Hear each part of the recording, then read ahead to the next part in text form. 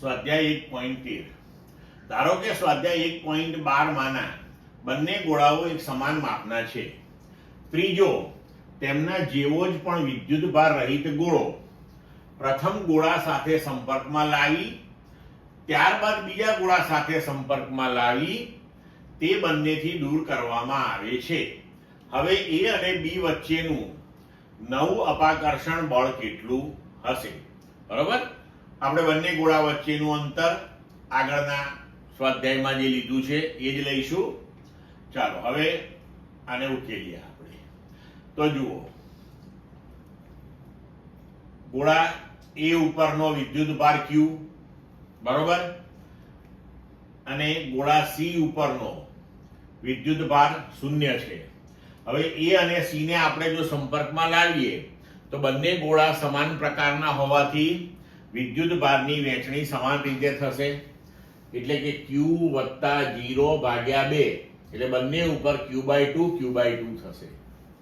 હવે એક ત્રીજા ગોળાને બીજા ગોળા સાથે સંપર્કમાં લાવવાનો છે તો બીજા ગોળા ઉપર એટલે કે B ઉપર પણ વિદ્યુતભાર એ જેટલો જ હતો પહેલા Q. હવે C ઉપર Q/2 છે તો હવે B ઉપર Q, C ઉપર Q/2 ને બંનેને જો સંપર્કમાં લાવીએ તો બંને પાછા સમાન પ્રકારના હોવાથી વિદ્યુતભારની વહેંચણી સમાન રીતે થશે. એટલે કે Q વત્તા Q/2/2. એટલે હવે B અને C બંને ઉપર 3Q/4 થશે. હવે આપણે A અને B ને એકબીજાથી પાછા r અંતરે મૂકી દઈએ તો હવે પરિણામ સ્વરૂપ શું થયું? A ઉપરનો વિદ્યુતભાર હવે Q/2 છે અને B ઉપરનો વિદ્યુતભાર હવે 3Q/4 છે. ફરીથી હવે આપણે બળ ગણીએ તો F બરાબર K Q/2 3Q/4 upon r². એટલે આ થશે 3/8 KQ² upon r².